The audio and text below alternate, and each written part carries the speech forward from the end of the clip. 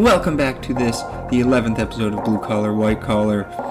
Today's episode, we had some technical and personal issues going on during recording, so I had to do some editing on it. That's why I'm recording this intro at a later date.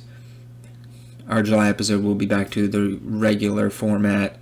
Thank you for putting up with this. I did my best to not cut things in ways that would take things out of context, and did my best to maintain the integrity of the answers that were given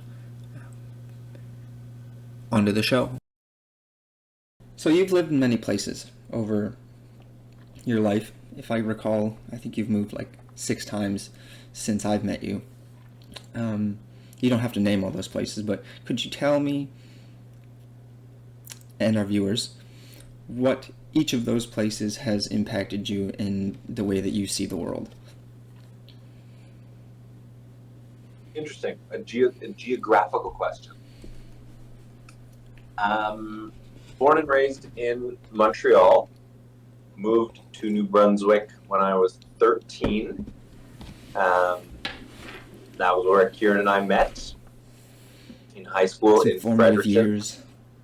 In the formative years. And then went to Ontario for university, spent a year living in Korea, came back to Montreal, but have kind of gone back and forth between Montreal and Vancouver in the last couple of years, just doing some political stuff out there. So I've spent at least 3 years in 4 different Canadian provinces. And some of them were bigger cities, Montreal, Vancouver, and then some of them were smaller towns, right? Fredericton, Kingston. Fredericton will be insulted to hear that it's lost its city status. Well, I guess it's all relative, but from my perspective, as someone who spent a lot of time in bigger cities, Fredericton did feel small. Metropolitan areas, basically. Yeah, but I think one thing about that is that I've seen different parts of the country, but more importantly, I've met a lot of different people, heard a lot of different perspectives, and I think one thing that I can draw from that is the ability to empathize with people who have different perspectives, often based on where they're from, right? I think that it is not a coincidence that people who live in smaller towns have a different philosophy, a different way of voting than people in metropolises. And having lived in both, I think I can better understand where people are coming from.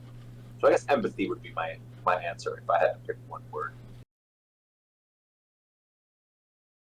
Interesting, because within Canada, I'm in the majority, but within Quebec, I'm in the minority. And in fact, François Legault has spent his time attacking the Anglophone community in Quebec. And it's interesting that my Anglo identity has become such a big part of my identity in a way that I never thought it was. As a kid, I was surrounded by other Anglos living in an Anglophone part of Montreal. And I just assumed like everyone's Anglo. But as I grew up and I kind of understood the context, my identity as an Anglo is quite powerful. And I would say that if you're in Ontario, that's probably not the case, because they don't really have language politics. It's also interesting because you can literally feel it shaped in the word that you use, because you're using the French word for the English language. You're not saying that you're like an English speaker. You're saying it in French. That's just how penetrated French is in Quebec. In Ontario, they would just say that they speak English. I know you would also say that you speak English, but you know what I mean. You're literally calling yourself Anglo. Yeah. Anglophone.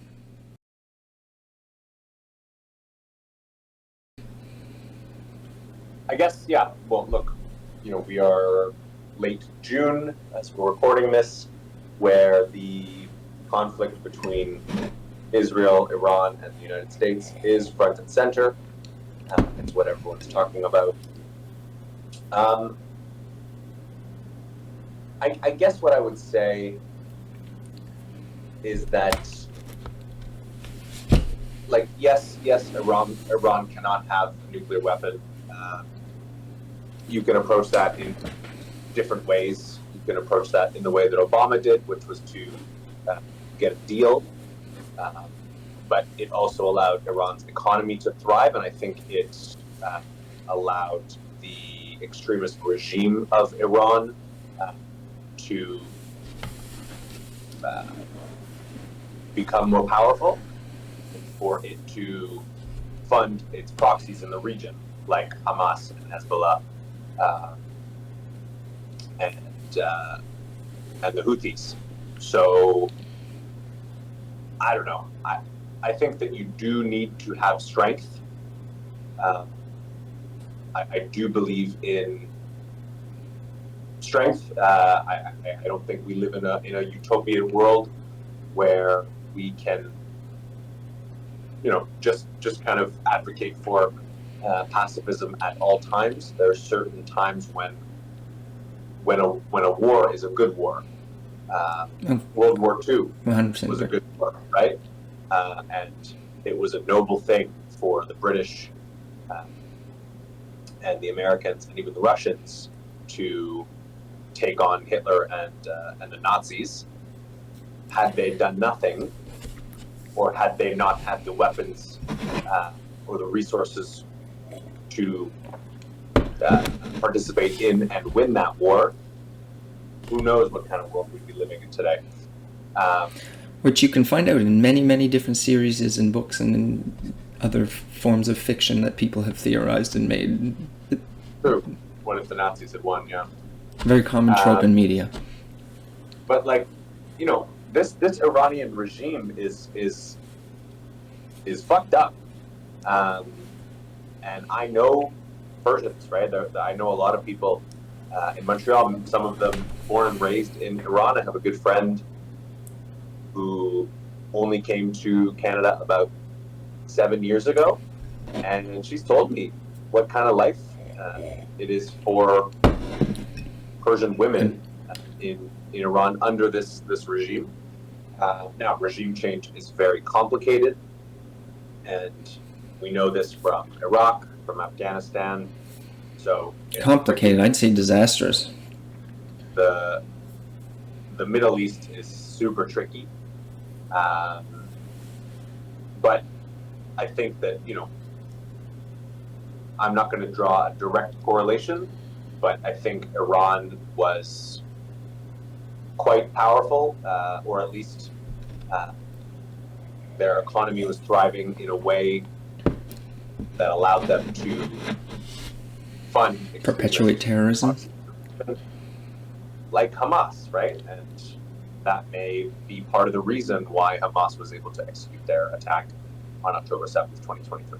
Does that give them the right? Does that give them the right to go in and bomb them? Well, look, I got my problems with Israel. Don't get me wrong. And the U.S. For sure. This wouldn't happen if the U.S. didn't sign on to it. Israel would never have done this. They could never have done this.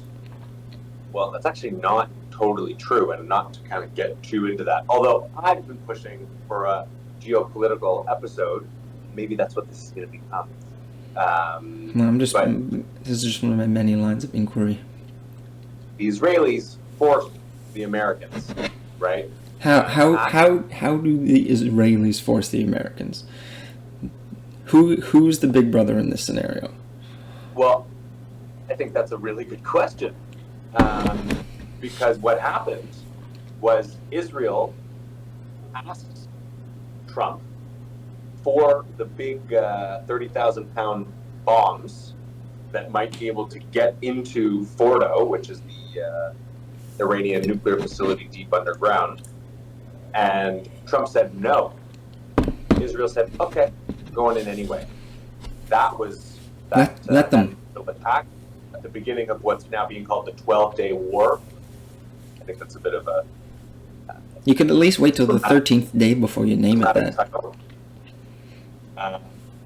But Israel got such positive coverage for killing, very targeted attacks on many of the top generals in Iran's regime. Yes, they killed civilians, but I think Trump saw that they were getting so much credit and said, I don't want it to seem like I didn't help. And so then he kind of wades in, and he wants to be part of that positive press coverage. I think that's why. Yeah, but see, that's still not a good excuse for me. If the Americans didn't want it to happen, it wouldn't have happened. Like, they could have just let them have the response that they were going to incur by their own actions. We need to stop babysitting this country. The U.S. has not stopped Israel from doing anything. Well, they can't. Okay, you might not be able to stop them from doing anything, but if they stop funding them, if they stop giving them weapons, then they wouldn't be able to launch any attacks. Biden didn't cut any funding to Israel, and Trump hasn't cut any funding to Israel. And Israel has done whatever it wants, including the persecution of the Palestinian people. And you look at the situation right now where there are children starving to death in Gaza, and nobody really seems to care. There's plenty of people that care. There's plenty of people who care. It's mostly just a lot of people in the West who care. People in power. Bernie Sanders, I don't know if I saw this clip. Bernie Sanders was on the Joe Rogan podcast. I listened to that today. I love Bernie. I love Bernie.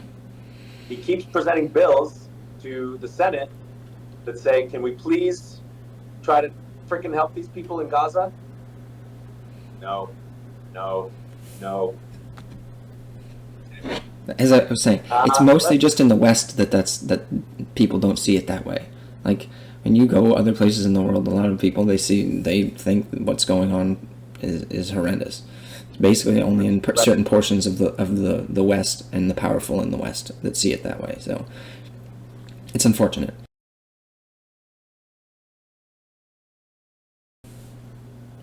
How would you describe yourself politically, philosophically? So I think fundamentally my politics is a very grassroots politics. It's very much focused on uplifting people, especially people with the fewest means. I think government's job is to help the people who need help. And what we've seen, you look at the U.S., the government's job has become to help the wealthiest, those who are best off. And my philosophy of government is that its purpose fundamentally is to help those who need it the most. So that's what I look for in politicians. That's what I look for in political parties. That's what I look for in movements. In some ways, identify very strongly with the, further to the left, very grassroots, very focused on big issues like climate, systemic injustice.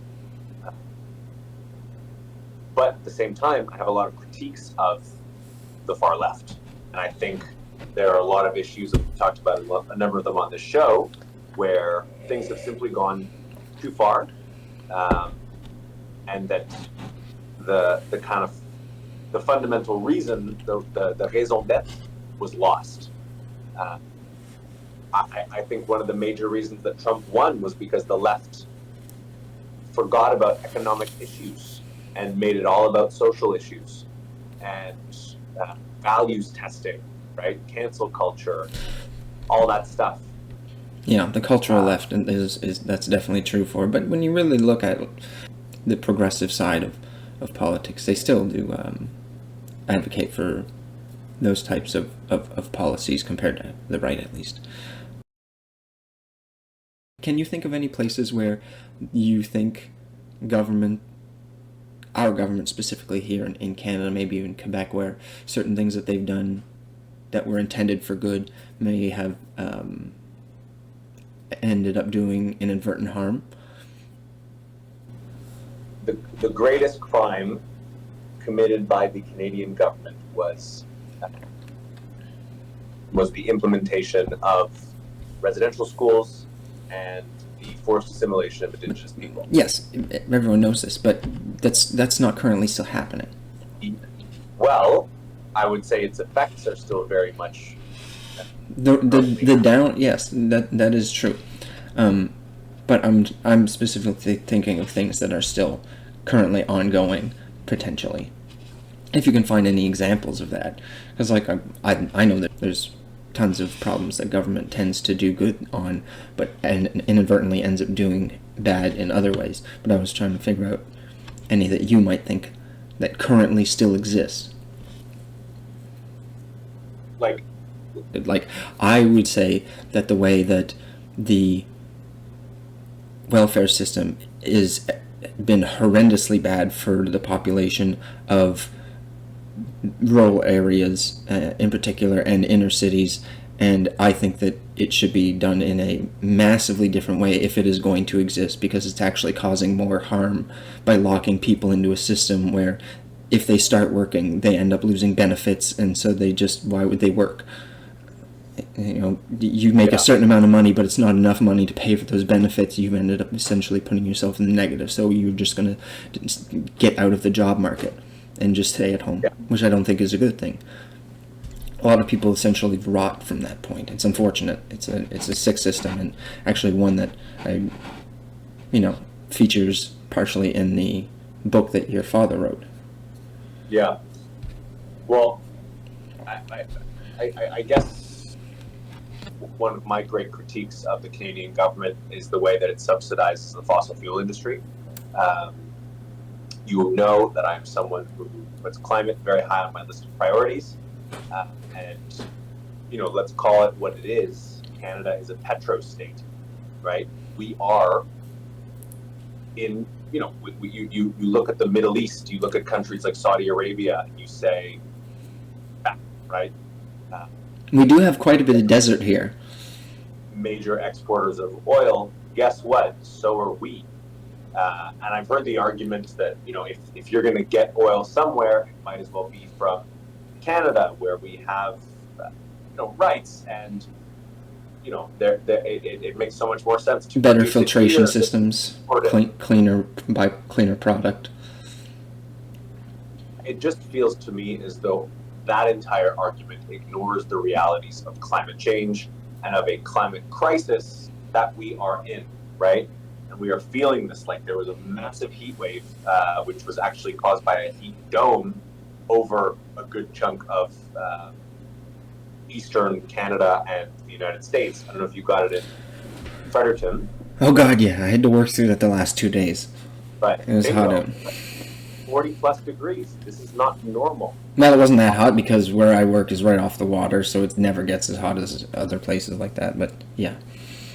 Wildfire season is every year now, right? Our forests catch fire every year because of the heat. This is not normal. This is not how it used to be. And I just feel as though in the that's just the beginning, right? Global climate change is going to create so many more problems that we are not even aware of yet. And our failure to look long term, our the way that we are so beholden to powerful private interests is for me the most fundamental issue. And that's why I'm also a huge fan of Bernie Sanders, because I do think that our, neo-capitalist, neoliberal system that allows the wealthy to become wealthier, those with less means to have even fewer means. That is a system that is fundamentally unsustainable, especially in the context of a burning. You can see how, though, that there wouldn't, like, the statement you brought up is true. Like people are going to continue to buy oil, and it's an export that Canada has that we make a lot of money on, and therefore are able to subsidize the lifestyle that we've had. Our welfare system. So like, is it worth destroying that industry and all the lives that it benefits when people are going to have to buy it because people aren't going to stop? We need to develop better technology that will replace that entire industry so that we don't have to use it all. I think we should continue to take it all out and make plastics out of it, but that's a different point. Instead of burning it, we should make plastics, even though there's the whole microplastics thing, so maybe not, but what I would say is that the fossil fuel industry can survive without government subsidies. The biggest problem that we have is that we are throwing so much money into an industry that is destroying the world or making the world more and more uninhabitable. Why are we not taking that money and investing it in clean energy? Why could we not become a clean energy superpower and lead the world in a clean energy revolution, right? There I'll agree with you with. I'll agree with you 100%. Cut all the subsidies that the government gives to oil companies.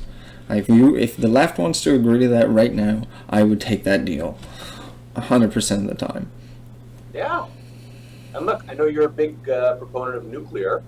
I'm not against that either, right? I think we need some more R&D to get to a point where nuclear is an efficient energy to invest in. But I'm down. I'm down for nuclear. And there are ways that we can export this energy as well, right? It's not as though we can't sell clean energy.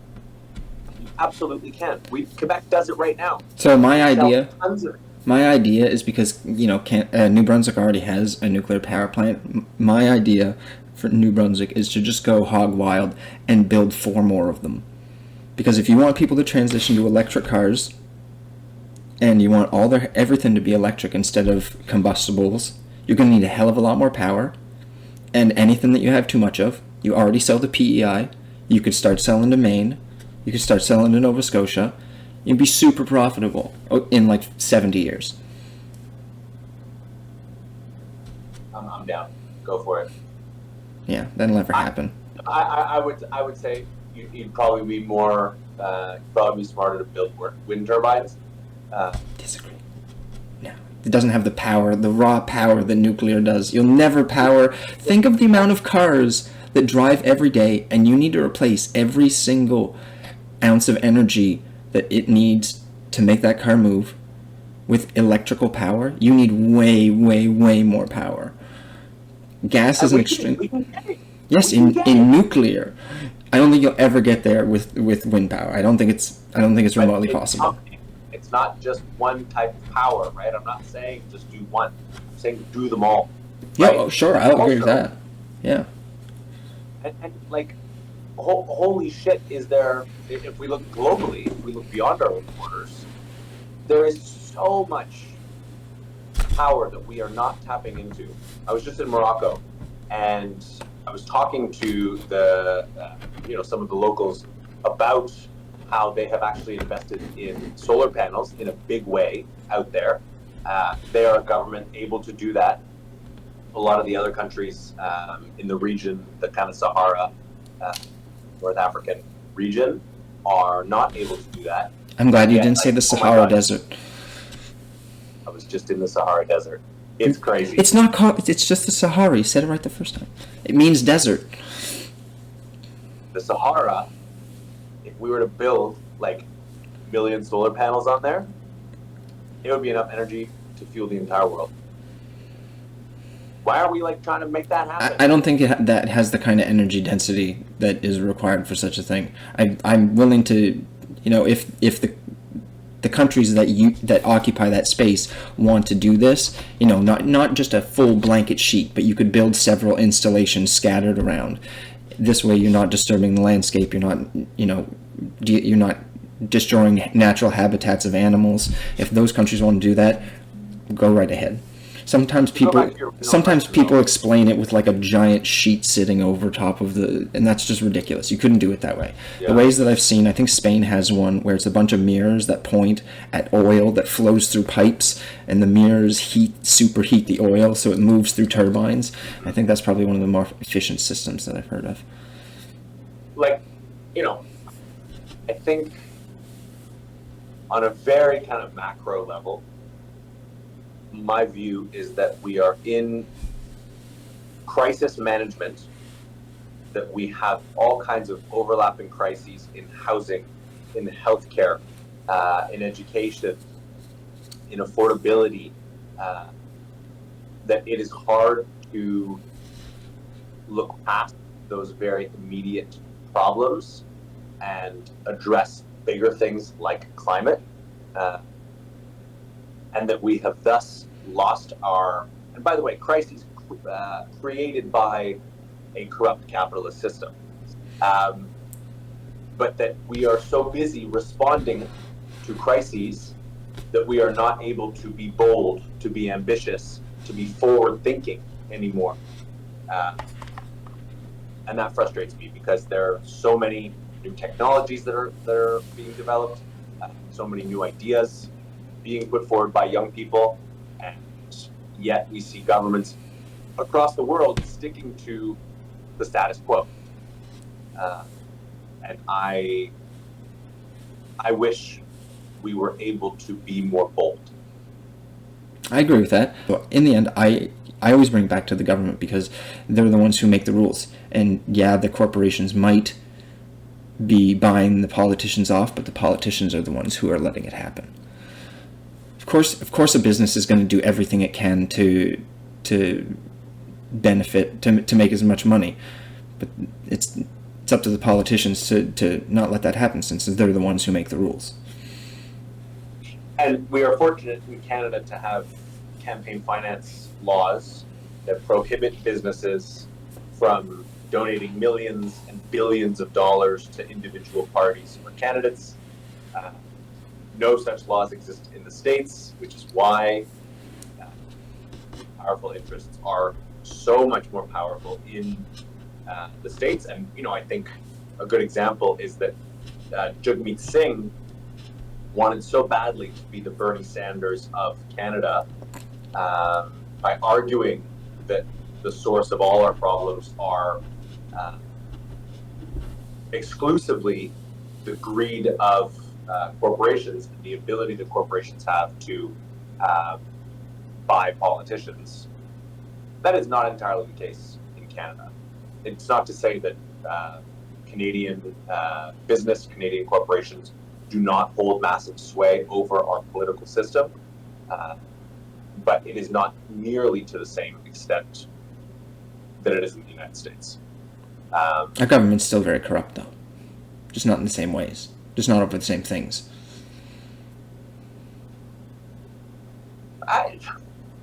All governments are compromised by the thing that, the largest thing. So in New Brunswick, as an example, it's the Irvings. The Irvings don't buy elections.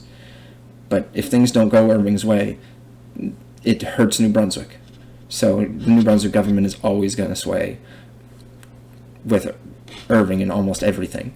It's the law of the land here. If you've lived here for as long as I have, so that's just they might not physically be buying them off like that, but that doesn't mean that. Absolutely, but lobbyists, right, are one of the big things. Is that a corporation can have as many lobbyists who are lobbying for as many things as they want.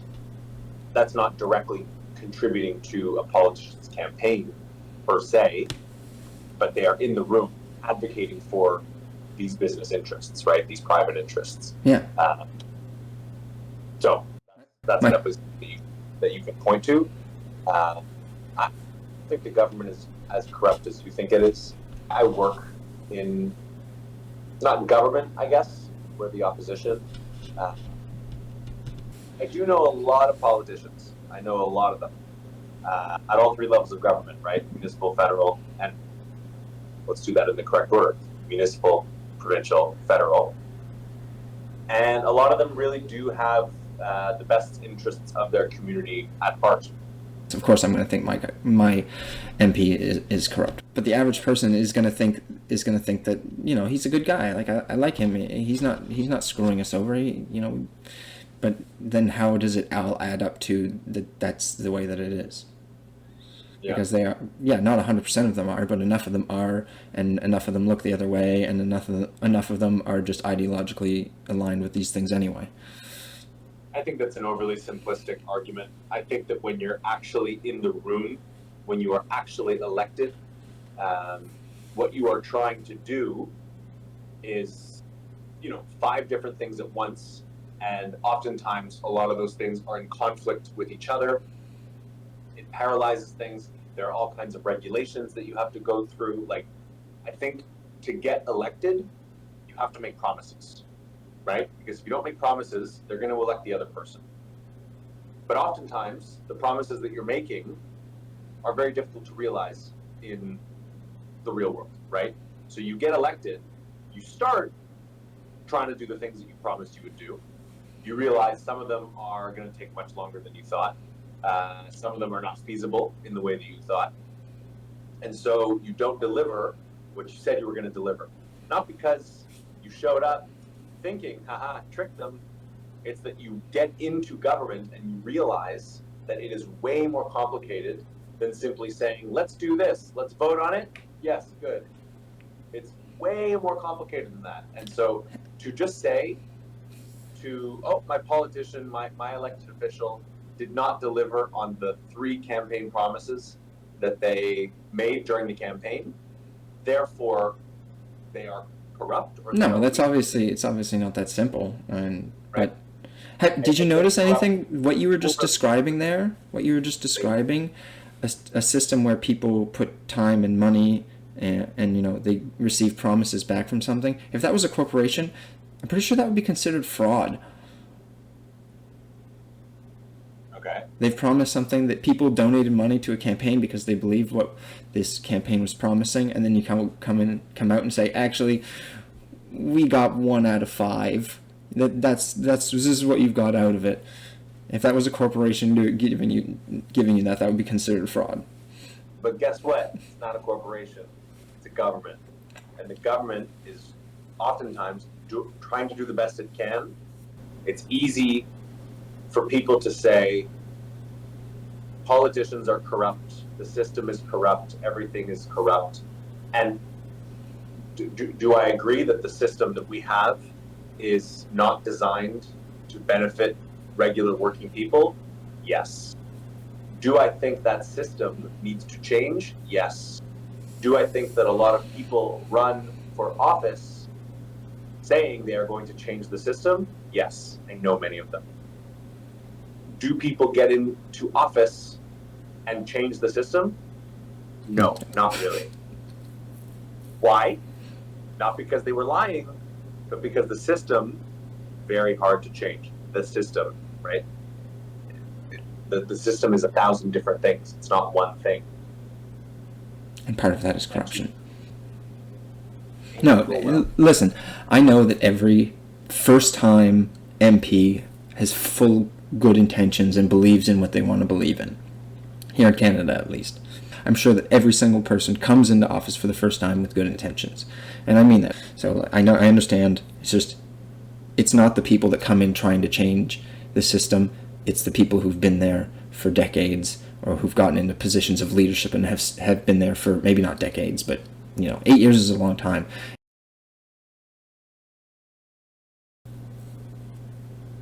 Well, I think you and I agree on some fundamental things. I think we believe that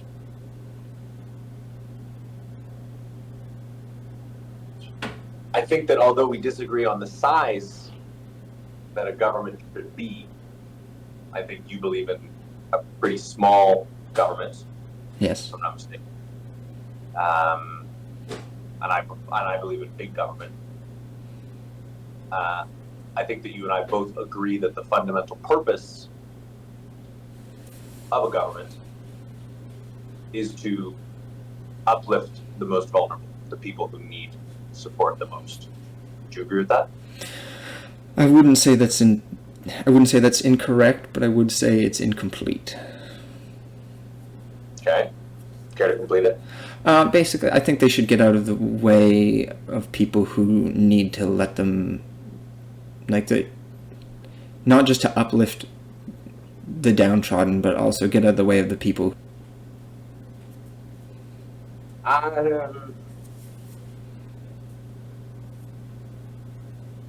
don't think the government should stand in people's way, but I do think that it should.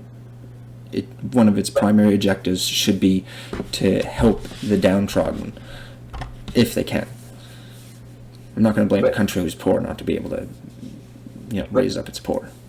But you believe in the social safety net, do you not? You believe that taxes paid by people living in a society, some of those taxes ought to be used to create a net that catches people before they fall into, let's say, things like, death, for one. Like, if you are hungry, you're not going to starve in Canada, right? Why? Because we have food banks. If you're sick in Canada, you can go and get health care, right? You may have to wait for fucking ever, and that drives me nuts. I don't even have a doctor anymore because our family doctor just died on us.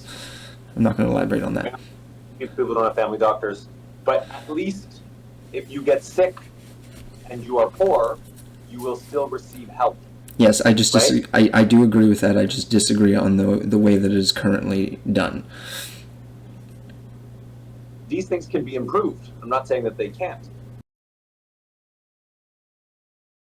Kind of more international stuff. I think that you and I look at domestic politics and disagree on a lot, but I think we look at the roles that Canada, the US, Western countries play in the world, and I think we largely agree, right? I think that, and in certain ways I agree with that, but say again? There's certain ways that I agree with that, but not 100%. Keep going, elaborate as to what you mean more, because there's definitely some things that I agree with that statement, not others. Anyway. Yeah, well, I think, for example, you and I agree that the kind of Western NATO alliance is an effective alliance that ought to be maintained. I think we agree that adversaries like China, like Russia, need to be challenged. I think that we agree that democracy is the best form of government, and that we ought to work towards more countries becoming democratic. So far, I really disagreed for the most part, was when you mentioned the show of force against our enemies. I think you can do a show, I don't know if that's the word that you use, but I think you can show that you're strong without having to try and puff your chest out and intimidate and other things. Do you believe in peace through strength? I believe peace through strength can be a system. It can function. I would prefer peace through peace, but that's a very utopian ideal. A utopian ideal that is not grounded in this reality. The beautiful thing about that is the world is ever expanding, and so all the people of Earth might be divided right now, but that's because we are Canadians, we are Israeli, we are Iranian, we are Russian, we are Peruvian, we are... If something expands us in a way that we start to identify each other as humans, then peace through peace would be inevitable. Because if you look at all the cultures that are tightly knit with each other, they're all peaceful with each other. So if we could identify as humans and not Westerns and Easterns and Southerns, we would be more unitary. I don't believe that. You don't think if aliens showed up and scared the shit out of us, we wouldn't start to to be a lot more aligned with each other, like across the world. Sure, we had a common enemy, but then we're just fighting someone else. And that drives people together. Yeah, we're always fighting someone else. Yeah, I mean that's inevitable. In-group, out-group is one of the most fundamental aspects of who Homo sapien is. There's always an enemy. My point being, we could unite humanity. I disagree. We look. The last thing I'll say, and then I do want to wrap, is that since World War II, and that was 80 years ago that it ended, the global population has seen, relatively speaking, the least conflict globally in human history. Yes. Why? Nuclear weapons, probably. Nuclear weapons. Yeah. Peace and strength. Thanks for stopping by, folks. Say the line.